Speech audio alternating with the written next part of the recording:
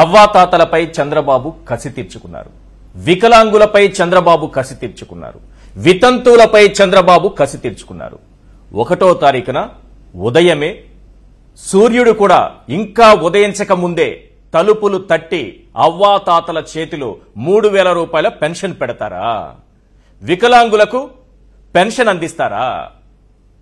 Kidney వ్యాధిగ్రస్తులకు 10,000 రూపాయల pension 1వ తారీఖున టంచనగా అందిస్తారా?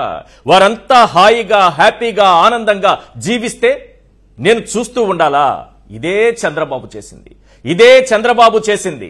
వెంటనే నిమ్మగడ్డ రమేష్ని బరిలోకి దింపారు. ఈసీ దగ్గరికి పంపించారు.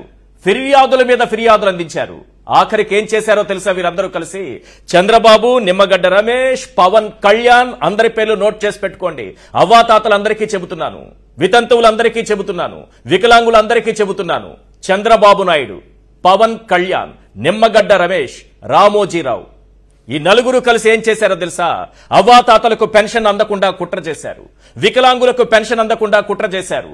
వితంతువులకు పెన్షన్ అందకుండా కుట్ర చేశారు. ఎంతలా అంటే వారు ఏ మాత్రం హ్యాపీగా జీవించకూడదు. 66 లక్షల మంది పెన్షన్దారులు సార్. ప్రతి నెల 2,000 కోట్ల రూపాయలు పెన్షన్ ఈ రాష్ట్ర ప్రభుత్వం వారికి అందిస్తోంది. 1వ తారీఖున తలుపు తట్టి ఉదయాన్నే నేను పదే చెబుతున్నాను, సూర్యుడు కూడా ఇంకా ఉదయించక ముందే అవ్వాతాతల చేతిలో, వితంతువుల చేతిలో, వికలాంగుల చేతిలో పెన్షన్ పెడుతుంటే ఆ కళ్లల్లో ఆనందం వీరు చూడలేకపోయారు. ఆ కడుపు మంటతో చంద్రబాబు నాయుడు, నిమ్మగడ్డ రమేష్ ఈ వ్యక్తి ఎవరో తెలుసా? నరాన శరీరమంతా కూడా జాలిం లోషన్ నిండిపోయినటువంటి వ్యక్తి.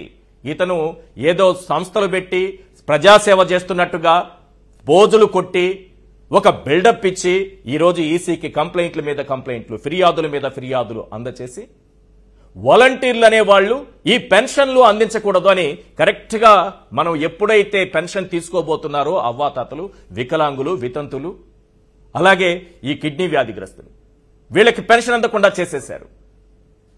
నిమ్మగడ్డ రమేష్ అనే వ్యక్తి చరిత్రలో ఏ పేజీలో ఉంటారన్నది అవ్వాతాతలు నిర్ణయిస్తారు, వితంతువులు నిర్ణయిస్తారు, వికలాంగులు నిర్ణయిస్తారు, కిడ్నీ వ్యాధిగ్రస్తులు నిర్ణయిస్తారు. ఇతని చరిత్ర సంబంధించి ఇతని ఏ పేజీలో ఏ స్థాయిలో ఉంటారనేది ప్రజలు నిర్ణయిస్తారు. ఒక్కొక్కరు ఒక్కొక్క మాట సార్, ఒక్కొక్కరు ఒక్కొక్క మాట. చంద్రబాబు నాయుడు గారు ఏమంటారు? వాలంటీర్లంట మహిళలు ఒంటరిగా ఉన్నప్పుడు డోర్లు కొడుతున్నారట. 2,50,000 మంది వాలంటీర్లు ఉన్నారు. ప్రతి ఒక్కరిని అవమానించారు చంద్రబాబు నాయుడు గారు మీరు. ఇక పవన్ కళ్యాణ్ ఏమంటారో తెలుసా? 18 ఏళ్ల అమ్మాయిలు ఎక్కడున్నారు? ఇందులో వితంతువులు ఎవరన్నా ఉన్నారా? భర్త లేని స్త్రీలు ఎవరన్నా ఉన్నారా? అతని బ్రెయిన్ మొత్తం కూడా ఆ అంశాల చుట్టూనే తిరుగుతుంటుంది. ఎప్పుడు అవే మాట్లాడతాడు అతను. మహిళలు, వివాహ వ్యవస్థ, 18 ఏళ్లు నిండినోళ్లు, భర్త లేని స్త్రీలు ఇతనికి కావాల్సింది. వీళ్ళందరి డేటా సేకరించి కిడ్నాపులకు పాల్పడుతున్నారంట వాలంటీర్లు. ఇంకో వ్యక్తి బొజ్జల సుధీర్ రెడ్డి శ్రీకాళహస్తిలో ఉంటాడు. అక్కడ మల్లికార్జున స్వామి ఉన్నారు, చూస్తూనే ఉన్నారు. వాలంటీర్లు 1వ తారీఖున వాళ్ళు చేస్తున్నటువంటి సేవ అవ్వాతాతలకు పెన్షన్ దగ్గర నుంచి, ఇళ్ల పట్టాల దగ్గర నుంచి ప్రభుత్వం అందించేటటువంటి ప్రతి సంక్షేమాన్ని వారికి చేరవేస్తుంటే వారిని టెర్రరిస్టులు అన్నాడు. నేను చెప్తున్నాను కదా, శ్రీకాళహస్తిలో ఉన్నాడు అతను, గుర్తుపెట్టుకోండి. వీళ్ళంతా కలిసి ఈ రకమైనటువంటి కుట్ర చేసి వాలంటీర్లు అన్న వాళ్ళు పెన్షన్లు అందించకుండా ఈరోజు ఈసీ నుంచి ఉత్తర్వులు తెప్పించుకున్నారు.